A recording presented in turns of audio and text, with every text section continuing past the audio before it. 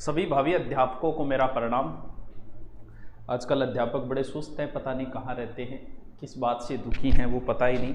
कोई बात दिल पे लगी है या कहीं दिल लगा बैठे हैं।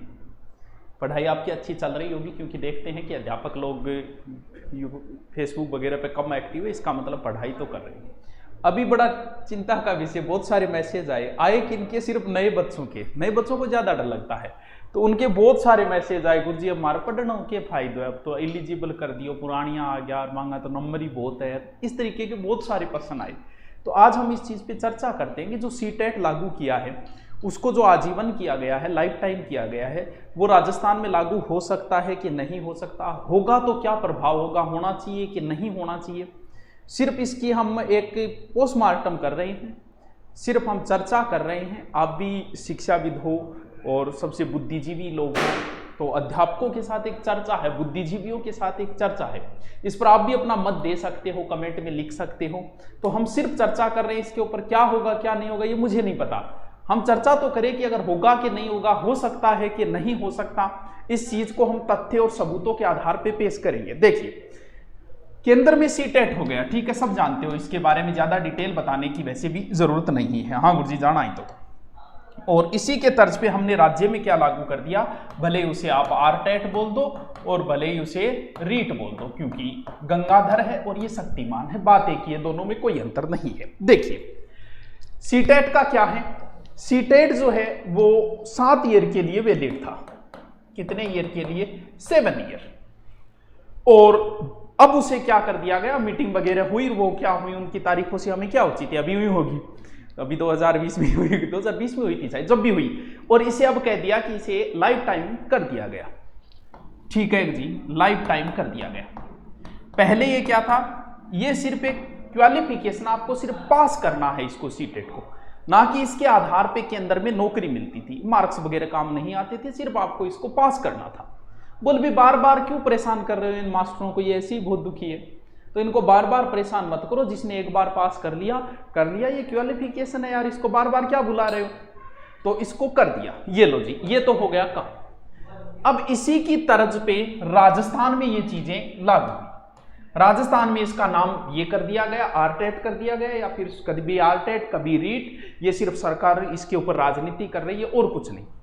कई बार जैसे गार्डन है ना अपने कोटा का, उसको एक सरकार आके, कांग्रेस आके राजीव गांधी कर देती है, बीजेपी आके उसके मुकुंदरा हिल कर देती है, कोई दर्रा अभ्यारण्य कर देता है, वो है वही अभ्यारण्य, बस उसका नाम चेंज कर रहे हैं, उनको मजा आता है नाम चेंज करने में, तो इसे नाम चेंज करती गई है, हर सरकार इसका नाम चेंज करती है, कोई बात नहीं, भी कर दी, बात एक ही है। केंद्र में कितना था ये, 7 साल था, राज्य में कितना है, 3 ईयर। इसका मतलब केंद्र और राज्य के रूल तो भिन्न भिन्न कैसे हो गए भाई? इसलिए हो गए क्योंकि शिक्षा विषय समवर्ती सूची का है, तो राज्य भी अपने नियम इसके ऊपर बना सकती है। यानी जो नियम केंद्र पे लगा वो राज्य में नहीं लगा, या 7 साल या 3 साल, वहां पर तो सिर्फ आपको पास करना था।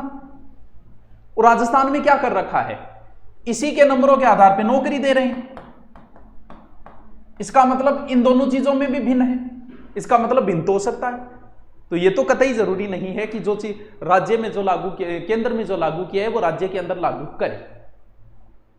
क्यों? क्योंकि यहां पर मार्क्स नहीं जुड़ रहे हैं, यहां मार्क्स जुड़ रहे हैं, यहां 7 साल है, यहां 3 साल है, तो जरूरी थोड़ी है कि केंद्र ने जो रूल लागू किया लाइफ टाइम वाला वो हमारा राज्य करेगा, कोई जरूरी नहीं है। क्यों? क्योंकि ये तथ्यों के आधार पर हम कह रहे हैं कि दोनों चीजें भिन्न हो सकती हैं। दूसरी बात यह कि हमारे जो है 3rd ग्रेड की विज्ञप्ति जारी हो चुकी है और नियम ये बाद में आए। आपने ऐसा कानून तो मतलब जैसे नहीं होता क्या, धाराओं में नहीं होता क्या, जिस समय का जो अपराध किया गया सजा उसी के आधार पे मिलती है। यानी इसकी विज्ञप्ति जारी हो चुकी है, तो सरकार के पास एक बहाना भी है, बोल जी हमने विज्ञप्ति जारी कर दी है, हम ये रूल अगली बार में लगाएंगे, अभी नहीं लगाएंगे। क्यों? क्योंकि अगर इस रूल को सरकार अगर राज्य के अंदर कन्वर्ट करे तो भाई साहब प्रोसेस बहुत लंबी हो जाती है। ये कोई किसी एक व्यक्ति के जैसे शिक्षा मंत्री कह दे कर दो, इस आधार पे नहीं होता। ये प्रोसेस के तहत जाता है, किस किस के साइन होते हैं, किन किन अधिकारियों के साइन होते हुए एक लंबी प्रोसेस के तहत गुजरता है। और मुझे नहीं लगता कि राजस्थान सरकार ये चाहती होगी कि इस रीट को हम लंबा खींचे, क्योंकि सरकार की छवि भी खराब होती है अगर इसको लंबा खींचता जाने की कोशिश करती है तो। तो इन आधार पे तो हम मानते हैं कि सरकार का, मुझे नहीं लगता कि इसका कोई मूड बनाएगी कि हम इस नियम को यहां लगाएं, क्योंकि विज्ञप्ति भी जारी हो चुकी है, नियम भिन्न भिन्न भी हो सकते हैं। अब मान लो कि राज्य भी इस पर प्लान बना ले कि नहीं भी हम भी इसको लाइफ टाइम करेंगे, तो फिर क्या होगा? देखिए, अगर लाइफ टाइम कर दिया तो पहली बात तो कि भर्ती लंबी जाएगी। अगर लाइफ टाइम करती है तो इसके मूड में नहीं है, सरकार नहीं होगी कि इसको लंबा खींचा जाए, इसलिए हो सकता है कि पुराने नियमों के ऊपर ये कर दे। अगर लाइफ टाइम करती है तो फिर इसे पेपर 2 करने पड़ेंगे, 2 पेपर करने पड़ेंगे, तो फिर भर्ती लंबी चली गई। क्यों? क्योंकि इसे, अब आपको मैं खुद बताता हूं, जैसे 2011 में मैंने भी किया था, उस समय आरटेट था और बहुत इजी पेपर आया था उस समय, मेरे भी शायद 80-82% थे उसमें, पहला ही पेपर था मेरा वो 8 का। हमारे साथी भी बहुत सारों के था जिनके 80-85 नंबर थे। क्या आज नया पहली बार तैयारी करने वाला बंदा बेचारा इतना लंबे खींच सकता है क्या? बड़ा मुश्किल काम होता है नए बंदे के लिए।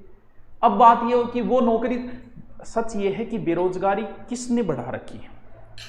पहले से लगे हुए लोग जो नौकरी लगे हुए हैं वो दोबारा फॉर्म भरते हैं।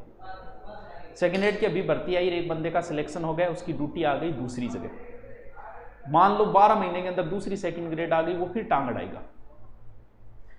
आदमी अपनी बेरोजगारी के दिन भूल जाता है, जब तक नहीं लगता तब तक बोलता है कि अगर मेरी पाकिस्तान, अफगानिस्तान, कराची, लाहौर में भी ड्यूटी लग गई तो नौकरी कर लेंगे, बस सरकार नौकरी देते हमें।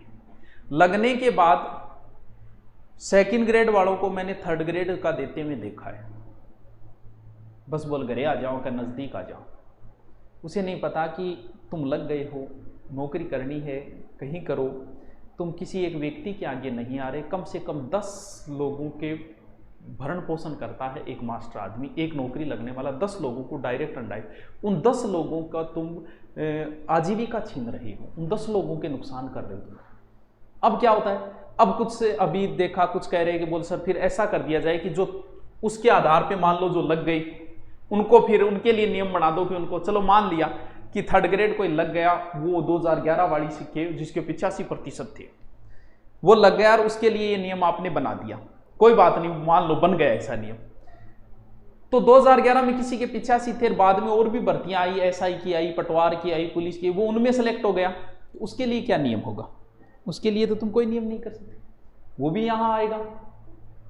वरना फिर क्या है, क्योंकि अगर उसी के आधार पे नौकरी दे दी गई, उन नंबरों के आधार पे, तो नए बच्चों के लिए बहुत बड़ा नुकसान होगा। तो फिर 2 पेपर करने पड़ेंगे। क्यों? क्योंकि 2 पेपर के अलावा कोई ऑप्शन ही नहीं बचा है। इसलिए सरकार ये भी नहीं चाहेगी कि अब हम इसको 2 पेपर करें। इसलिए मुझे, जहां तक मेरा अनुमान ये है कि अभी इस वाली भर्ती में मुश्किल है कि ये रूल लगे। कौन सा रूल? ये जो आजीवन वाला, हो सकता है नेक्स्ट भर्ती के अंदर कर दे। अभी सरकार की मुझे नहीं लगता कोई मंशा है कि इसको किया जाए। क्यों? क्योंकि दोनों चीजें भिन्न हो सकती हैं और विज्ञप्ति भी अपनी जारी है। अब बात ये आती है कि पेपर कब होगा, क्या होगा। मान लो कि सरकार आज ही ठान ले और हनुमान जी की तरह दृढ़ निश्चय कर ले कि रातों रात ही मैं संजीवनी बूटी लाऊंगा। सरकार दृढ़ निश्चय कर ले कि मुझसे जितना जल्दी होगा मैं पेपर करवाऊंगा, तो भी देखो कितना वक्त लगेगा। आज निर्णय कर ले तो पहले तो ईडब्ल्यूएस मामले के तहत दोबारा फार्म भरवाई जाएंगे और कम से कम 1 महीना फार्म के लिए देना ही पड़ेगा। हर फॉर्म में अगर दोबारा हो तो 1 महीना दिया ही जाता है, लगभग 1 महीना तो सीधा सीधा हो गया।